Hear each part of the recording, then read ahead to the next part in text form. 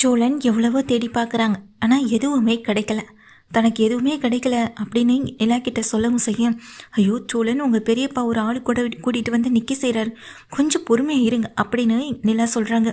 சரின்னு இங்கே உள்ளே இருக்க சோழனும் அமைதியாகவே இருக்க. வெளியே வந்து 4 பக்கமும் லைட் அடித்து பார்த்துட்டு அதுக்கு பிறகு அவங்க பெரியப்பா அவங்க ஆளை கூட்டிகிட்டு அங்கேருந்து கிளம்பி போகவும் செய்கிறாரு. இவர் எதுக்கு இந்நேரத்தில் இங்கே வந்து பார்க்குறாரு அப்படின்னு நிலா நினச்சிட்டு இருக்காங்க. சோழனை கூப்பிடுறாங்க. என்ன சோழன், ஏதாவது பத்திரம் கிடச்சிச்சா இல்லையா அப்படின்னு சொல்லி கேட்க, இங்கே பார்த்துட்டே இருக்கங்க, கொஞ்சம் இருங்கங்க அப்படின்னு சோழன் சொல்லிட்டு தேடிட்டு இருக்காரு. இங்கே உள்ளே வந்து பார்த்துட்டு அவங்க பெரியப்பாவும் அந்த இடத்த விட்டு அவங்களும் போயிடுறாங்க. நிலாவுக்கு அப்போ தான் ரொம்ப நிம்மதியாகவும் இருக்குது. இங்கே உங்கள் பெரியப்பா வந்ததை பார்த்து நானே பயந்துட்டேங்க அப்படின்னு சொல்ல, அந்த மனுஷன் எதுக்கு இந்த டயத்தில் இங்கே வரணும், ஏதோ இருக்குன்னு நினைக்கிறேன், சரி சரி அதை நம்ம அப்புறம் பார்த்துக்கலான்னு சொல்லிட்டு சோழன் தேடிட்டே இருந்தாலும் எதுவுமே கைக்கு கிடைக்கவே இல்லை. ஏங்க நீங்களும் ஒரு கைத்தை பிடிச்சி கீழே இறங்கி வாங்குங்க அப்படின்னு சொல்ல, என்ன சோழன் விளையாடுறீங்களா, நான் எப்படி இங்கே வர முடியும்னு சொல்லிட்டு இங்கே நிலா கேட்டுட்ருக்காங்க. இதுக்கு மேலே இங்கே இருந்தால் நமக்கு தான் ஆபத்து. இதோ இப்போவே எங்கள் பெரியப்பா மோப்பம் பிடிச்சி இங்கே வந்துட்டாரு, அடுத்து நாளை பின்ன நம்ம மேலே சந்தேகப்பட்டு இங்கே யாரையாவது கூட்டிகிட்டு வரத்துக்குள்ளே நம்ம இங்கேருந்து கிளம்பிடணும் அப்படின்னு சொல்ல, அப்போ எதுவுமே உள்ளே கிடைக்கலையான்னு சொல்லி கேட்குறாங்க. அதான் சொல்கிறேன் இல்லைங்க எதுவுமே இல்லை அப்படின்னு சொல்லிட்டு, அப்புறம் இது என்ன அப்படின்னு சொல்லி கேட்க, நீங்கள் வாங்குங்க அப்படின்னு சொல்லிட்டு எங்கள் நிலாவை கூட்டிகிட்டு வெளியே வந்துடுறாங்க. காருக்குள்ளே வந்து உட்காந்துக்கிட்டு நிலாவும் அவங்க சோழனும் அமைதியாக உட்காந்துருக்காங்க. என்னாச்சுங்க எதுவுமே இல்லைன்னு சொல்லி கேட்க, ஏங்க அந்த வீட்டில் இத்தனை வருஷ காலமாக இருக்கும், எங்களுக்கு தெரியாததாங்க, அங்கே என் பெரியப்பா சொன்ன மாதிரி எங்கள் அப்பா தாங்க அந்த உயில் பத்திரத்தை எங்கேயோ தொலைச்சிட்டாரு, பார்த்தீங்களா இவர் ஆசால்ட்டான்றதுக்கு இன்றைக்கி நம்ம அந்த வீடு கூட இல்லாமல் இங்கே வந்து நின்றுட்டுருக்கோம் அப்படின்னு எங்கள் சோழன் நிலா கிட்ட சொல்கிறாங்க. நிலாவும் எங்க கொஞ்சம் பொறுமையாக இருங்கங்க, எதுவும் நம்ம கையை விட்டு போகலை அப்படின்னு சொல்ல, ஆமாங்க நீங்கள் சொல்கிறது என்னமோ உண்மைதான், இங்கே பாருங்கள் அப்படின்னு சொல்லிட்டு தாங்கிட்டே இருக்கு. அதாவது பல்லவன் கூட அவங்க அம்மா எடுத்த மாதிரியான ஒரு ஃபோட்டோ நீங்கள் ஒரு பெட்டிலேருந்து எடுத்தீங்களே ஞாபகம் இருக்கான்னு சொல்ல, ஆமாம் அப்படின்னு நிலா சொல்கிறாங்க.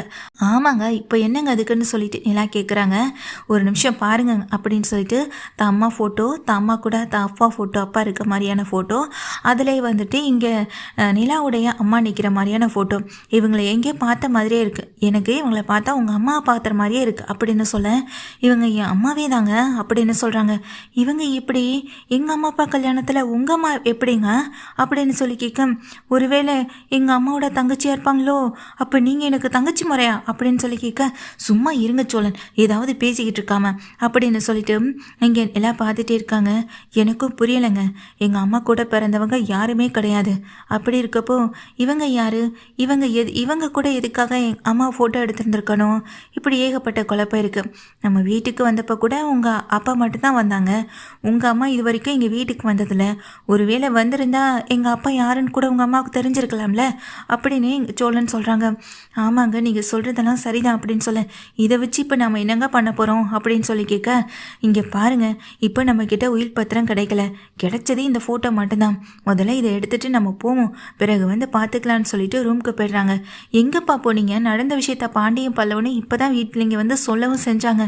ஆமாம் இதனால் பிரச்சனை ஒன்றும் இல்லையப்பா, பெரியப்பா எதுவும் கண்டுபிடிச்சலையே அப்படின்னு சொல்லி கேட்க, அதெல்லாம் ஒன்றும் இல்லைண்ணே, பெரியப்பாலாம் எதுவும் கண்டுபிடிக்கல, அந்த ஆள் அங்கேருந்து போயிட்டாரு, ஆனாலும் அப்பா போயிட்டு பூட்டு உடைக்கிறேன்னு சொல்லிட்டு பெரிய பிரச்சனை பண்ணிட்டாருடா அப்படின்னு இங்கே சொல்கிறாங்க.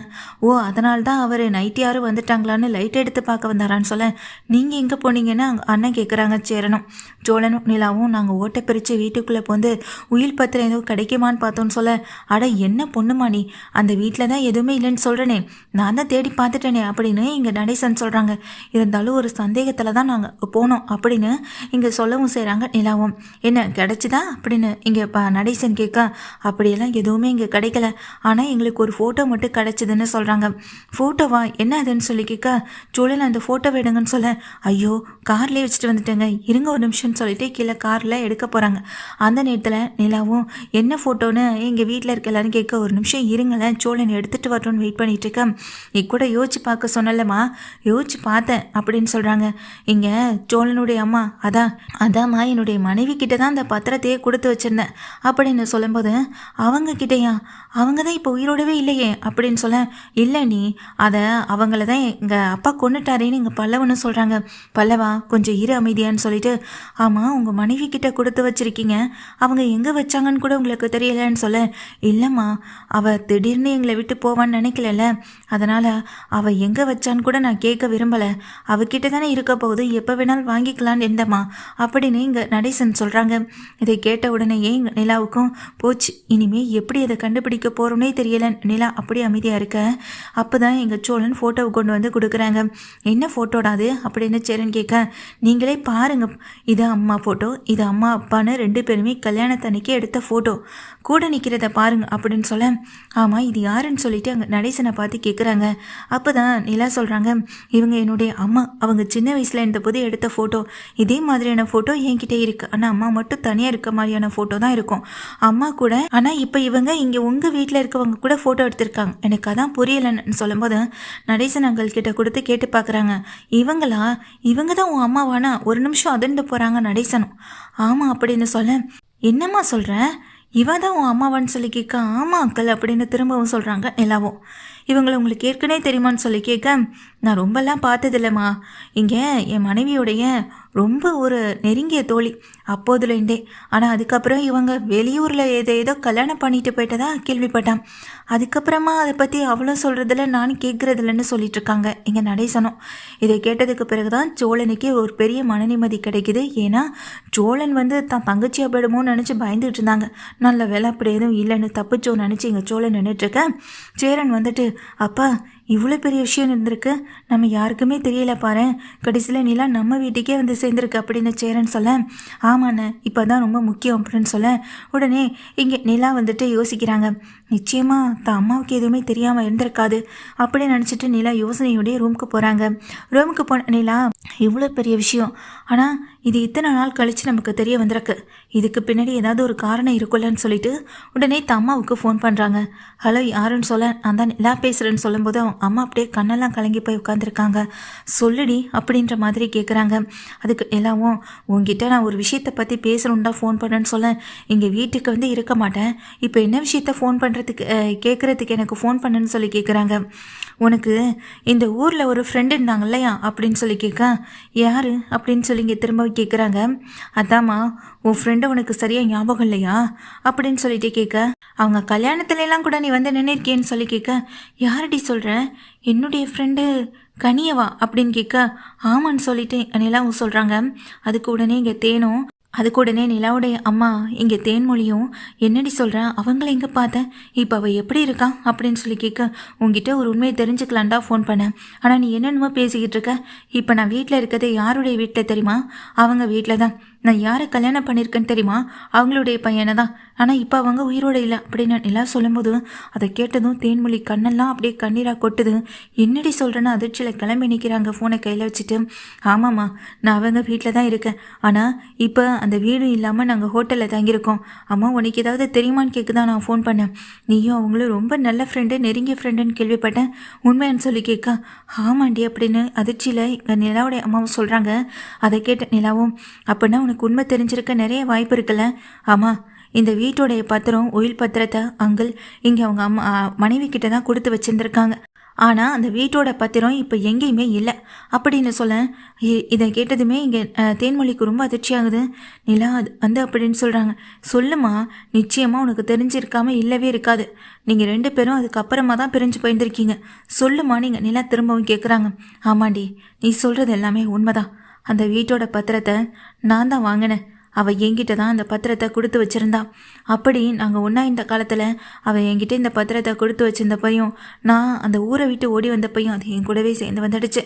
அதுக்கப்புறப்பாவும் அப்பா பிஸ்னஸ் ஆரம்பிக்கணும்னு நினச்சி அங்கேயும் இங்கேயும் பணத்துக்கு தேடி அலைஞ்சாரு, எங்கேயுமே பணம் கிடைக்கல, வேறு வழி இல்லாமல் தான் அந்த வீட்டு பத்திரத்தை நாங்கள் அடமானம் வச்சிட்டோம். அடமானம் வச்சு தான் நாங்கள் இவ்வளோ பெரிய பிஸ்னஸே உருவாக்கணும். அதுக்கப்புறமா பணம் கிடச்சதும் அந்த பத்திரத்தை மீட்டுட்டோண்டி. அந்த பத்திரம் என்கிட்ட இருந்தாலும் ஆனால் அவள் முன்னாடி இருந்த அட்ரஸில் இல்லைன்றது எனக்கு தெரியவே தெரியாது. அவள் முன்னாடி இருந்த அட்ரஸில் போய் பார்த்தோம், அங்கே இல்லைன்னு சொல்லிட்டாங்க. அதுக்கப்புறமா அவளையும் அவள் குடும்பத்தையும் தேட முயற்சி பண்ணி எங்கேயுமே கிடைக்கல. இப்போ அந்த பத்திரம் என்கிட்ட தான் இருக்கு நிலா அப்படின்னு சொல்ல, உடனே அந்த உயில் பத்திரத்தை எனக்கு இப்போவே அனுப்பி வைன்னு சொல்கிறாங்க. நிலா சொன்னதை கேட்ட உடனேயே அதை அதிர்ந்து போகிறாங்க அவங்க அம்மாவும். தேன்மொழிக்கு ரொம்ப அதிர்ச்சி. ஏன்னா தன்னுடைய ஃப்ரெண்டு வீட்டில் தான் தன்னுடைய பொண்ணு கல்யாணம் பண்ணி போயிருக்கான்றதை ஏற்றுக்க முடியல. இத்தனை நாள் வெறுத்த அந்த குடும்பத்தை வந்துட்டு ஏற்றுக்கவும் முடியல. ரொம்ப கலக்கத்தோடு நிற்கிறாங்க. அம்மா தயவு செஞ்சு அதை ஒரு ஃபோட்டோவாவது எடுத்து அனுப்பிவிடு ப்ளீஸ்மான்னு சொல்லி இங்கே கெஞ்சுறாங்க நிலாவும். சரி நிலா அப்படின்னு அவங்க அம்மா ஃபோன் பண்ணி பேசிட்டு வச்சிடறாங்க. அவங்க அம்மா தன் கையில் இருக்க பத்திரத்தை ஒரு ஃபோட்டோ எடுத்து நிலாவுக்கு அனுப்பிவிட நிலா அதை பார்த்ததுக்கு பிறகு ரொம்ப சந்தோஷப்படுறாங்க. தன்னுடைய வீட்டோட உயிர் பத்திரம் தங்களுக்கு கிடச்சிருச்சுன்ற மாதிரியும், அதே போல் இங்கே இவங்களுடைய சொத்தை வச்சு தான் அப்போ இவ்வளோ பெரிய சொத்தையே உருவாக்கியிருக்காரு. அப்போ இதுக்கெல்லாம் காரணமான இந்த குடும்பத்துக்கு அவர் என்ன பதில் சொல்ல போகிறாரு, நிச்சயமாக இதை நான் சும்மாவே விட மாட்டேன் அப்படின்ற ஒரு எண்ணத்துலையும் எல்லாம் இருக்காங்க. இந்த குடும்பத்துக்கிட்ட இந்த குடும்பம் மன்னிப்பு கேட்டு தான் ஆகணும். ஏன்னா இத்தனை வருஷ காலமாக அந்த பத்திரத்தை அவங்க வச்சுக்கிட்டது மட்டும் இல்லாமல் அது மூலமாக அவங்க அதிக பலனை அடைஞ்சிருக்காங்க. அதுதானே உண்மை.